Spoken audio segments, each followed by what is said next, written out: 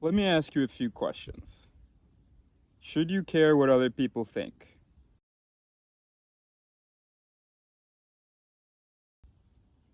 Oh, that's the main question, actually. Um, what does it mean to care what other people think? What does it mean to be a scientist? What does it mean to be moral? And then who do you surround yourself with? This is a question that I've been really sort of struggling with for the last few years.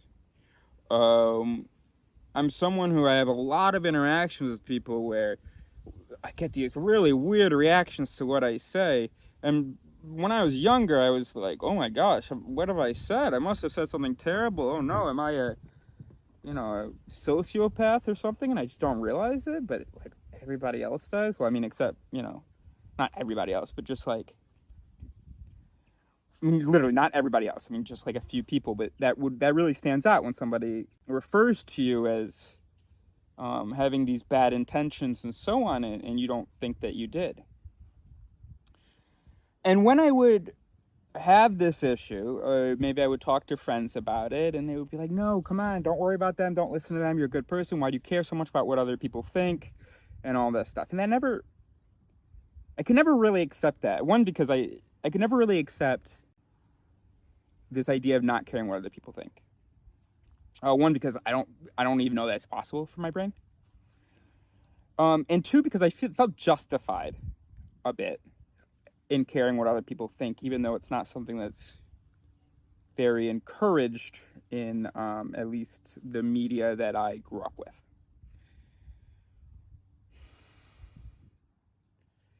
And we can talk about this on two planes, the scientific plane and the moral plane. So a few years ago, I had this idea about the paradox of a scientist. Um, in order to be a good scientist, if someone tells you that you're wrong, let's say another scientist, you need to take that very seriously, and you need to wonder why, ask why. You need to read what errors they pointed out in your experimental design, for instance, or in your interpretation of the results. And you need to revisit some of your work and some of the things that you felt confident about. That's that's how science publications work, right? These peer-reviewed journals, you don't get published if other people haven't approved of what you've come up with. So in an ideal sort of scientific community, of course, it's not that every time that someone tells you that you're wrong, that they are right. That's not necessarily the case. It's just that it needs to be taken seriously, their objections or their counterpoints. So in an ideal scientific community, I have a question. I study the world. I come up with what I think might be an answer. I present it to the world, to my colleagues, and they tell me, Okay, that's cool, but no, not that part. and then I say, not that part, huh? And then I look a little bit more deeply. Of course, you can't always do that, which is why it depends on the responsibility. I mean, it depends on the aptitude of others. And this is where it comes down to the paradox of scientists. So a scientist, he's in his lab, he's got some other person who's been researching the same thing, telling him he's wrong, so he questions, well, then he goes to lunch, and he's at lunch, and he gets into a discussion with someone who's telling him that he's wrong. This is a non-scientist, and it doesn't have to be a scientific issue, it can be whatever. And he has to consider it, but what if it's something like he's met like a religious person, and they're like, oh, yeah, you don't see God. and all that stuff? Is the scientist supposed to just shut off his willingness to receive the objections of others, his readiness to reevaluate his own ideas? He's just supposed to turn it off, what, because they don't have a PhD? I don't know. I guess I don't have a PhD though, and I don't think that is what it needs to be. I think that the qualifier for whom you should listen to is whether that they question themselves like you do. I'm not actually assuming that the listener of this video questions themselves. Very, very few people have that sort of actual humility. There are people who worry about being wrong, but they don't go much farther than that. They don't really consider the other possibilities. They don't easily see their errors. So that was the answer that I kind of came up with. So when I get sort of accused of something, I should take it seriously at first. And then if I find that in the discussion, the other person is not asking questions like I'm asking questions, so the other person is not trying to better understand like I seem to be, like I think I'm trying to better understand, then I can allow myself, or I can try to encourage myself to not care what they think.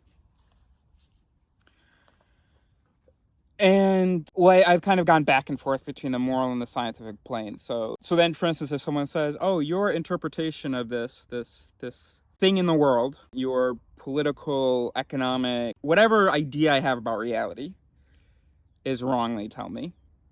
And so my first thing is I'm going to try to find out why they say it's wrong, and over the course of that, I'm going to evaluate whether or not they also are questioning themselves, whether they also are prepared to be wrong.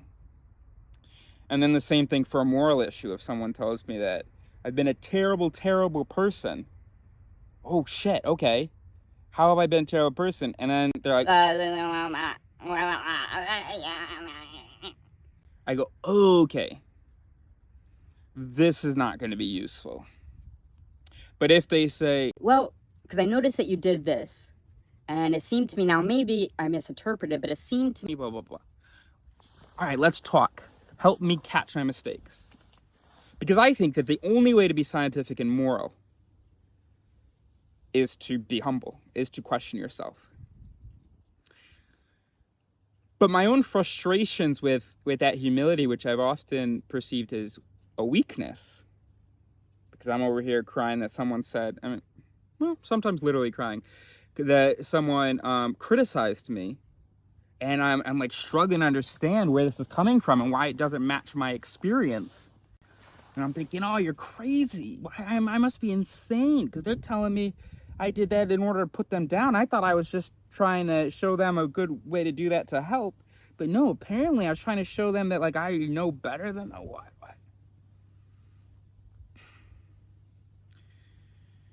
And so I would admire those sort of personalities or characters on that I would see in the real world or on TV or whatever, who gave no fucks. Who, I'm me, I'm unapologetically me. Who gives a shit? I don't apologize, or I don't have anything to apologize for. I'm just being me. Fuck the rest. and there is something like really important about that, as far as for being an artist. You need to just give your shit, and there might be something valuable in there. You just paint your shit. I don't care if someone tells you it's a bad painting, just paint it. So for artists, there is something really important to that confidence. Write that script. And if all the reviewers tell you that it's really bad, who gives a shit, right? Just keep writing it, because there aren't many people who are being that creative, going out there. And so, if you want to be the only person who goes out there, bring us back whatever it is. And if we tell you it's a pile of shit, so be it. But maybe you're going to bring us, and what I don't want to do is discourage you from going out there. So to be an artist, actually, and I hadn't thought about this before making the video, you do need to be quite confident, maybe. I mean, there's something really beautiful in humility and change and so on, of course, and that's really valuable to artists. But maybe there is sort of this necessary element of, I believe in what I do, and other people just don't get it. And a philosopher, kind of. But then to be a scientist and to be good, you need much more humility. So what if I want to be an artistic, moral scientist? Then I need to surround myself, and this is sort of the answer that I've come up with people who are moral and scientific. With people who are humble, and so with people who, when they criticize me, I can take it seriously because I know that their head isn't up their ass and they're not just saying whatever.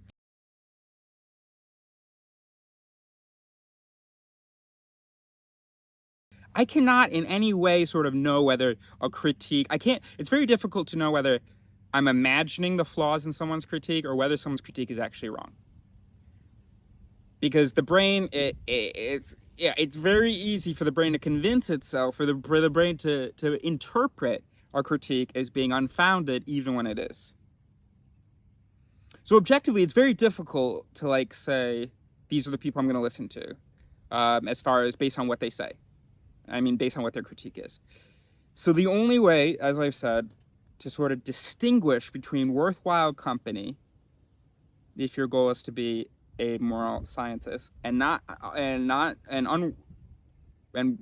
worthwhile company, is whether they share that humility with you. And the reason I make this video is because I'm reading this book, Behave, The Biology of Humans at our best and our worst. It's in terrible condition because I started reading it years ago, and I always keep it with me. Not always, but anyway. So it says here, and this is what gave me the confidence to stop admiring or wanting to emulate those high-performing business types, those alpha, whatever, who just don't give a shit, unapologetic, just like, oh, I do my thing, and blah, blah. As emphasized in Chapter 10, people become more pro-social when reputation rides on it. And personality profiles also show that highly charitable people tend to be particularly dependent on external approval. So being dependent on external approval, morally and scientifically, is necessary.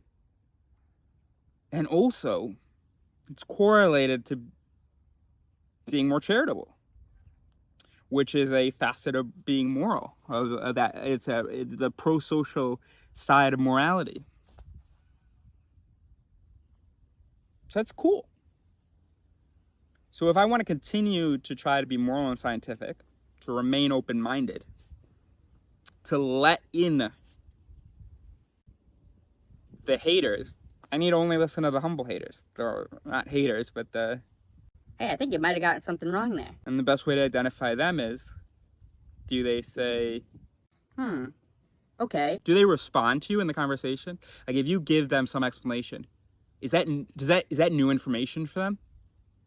Or do they just ignore it and keep criticizing you? Of course, maybe, I mean, you know, there are nuances to this. Maybe you give an explanation that isn't actually relevant, but still, they have to respond. Oh, I see what you're saying. I had already considered that, and here's why that doesn't justify your action. So you need people who are flexible and humble in conversation. You surround yourself with those people. Then you can let yourself be vulnerable, let yourself be open-minded, let yourself be receptive to criticism because they're coming from people who are responsible with their criticisms, who are not certain in their criticisms, and also they probably just have better intentions, right? It's not to put you down because then you say something like, oh shit, oh yeah, okay.